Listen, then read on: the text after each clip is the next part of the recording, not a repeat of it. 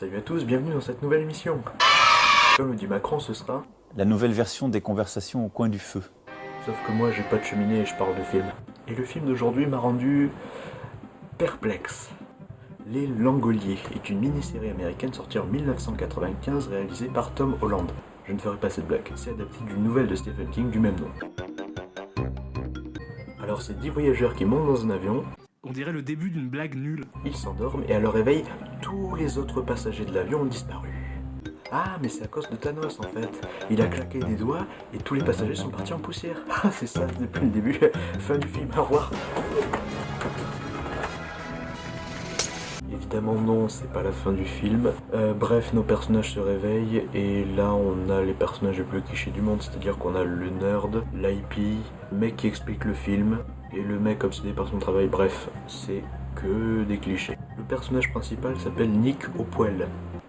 En français, il s'appelle Nick à poil. You serious? Mais c'est pas tout, parce que le personnage obsédé par son travail est franchement hilarant. Scaring the little girl! Et il y a aussi le personnage cliché de Stephen King, c'est-à-dire le gamin avec les pouvoirs psychiques. Ils reprennent le contrôle de l'avion et réussissent à se poser dans un aéroport, entièrement vide.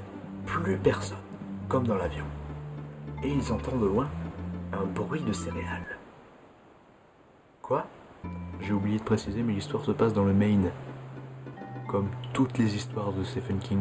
Et là, le travailleur acharné commence à buter les membres de son groupe et il finit par halluciner son patron qui n'est autre que Stephen King avec une moustache dégueulasse. Et enfin, l'écrivain va nous révéler qu'est-ce que c'est que cette histoire. En dormant, ils ont traversé une faille temporelle qui ne les a pas transportés dans une autre dimension, mais dans un autre espace-temps. Et cet espace-temps est vide car il s'apprête à être détruit, ou plutôt mangé, par les fameux Langoliers, qui sont en fait des bouches volantes en 3D qui volent avec 3 mâchoires qui mangent le temps. C'est de la merde. Bref, ils remontent dans leur avion, ils fuient les Langoliers, ils retraversent leur faille temporelle à la con. Ils se retrouvent dans leur réalité et finissent le film sur un freeze frame. Voilà, c'était les Langoliers. On va pas se le cacher, c'était un petit peu nul. Ben déjà c'est moche, hein, les bouches géantes elles sont immondes. Les personnages ils ont pas d'alchimie entre eux, ils sont pas développés. Enfin si, ils ont des semblants d'arcs scénaristiques, mais ça ressemble plutôt à ça. Salut John. Salut.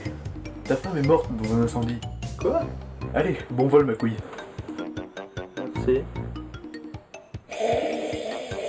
On a aussi un des gros problèmes de Stephen King, c'est-à-dire qu'il écrit de super histoires, il y a des gros build-up que le résultat est toujours décevant. C'est-à-dire que là par exemple il y a le mystère autour de la disparition des gens, et on est plutôt sur une explication de merde, on va pas se le cacher, il y a des bouches qui mangent le temps, c'est complètement con comme explication. C'est comme le clown dans ça en fait, c'est une araignée géante. Attendez, des personnages clichés, des effets spéciaux de merde, un freeze frame. Oh mon dieu, ça y est, c'est une sitcom. Vous me croyez pas ? Regardez, je rajoute quelque chose à la fin, ça marche du feu de Dieu.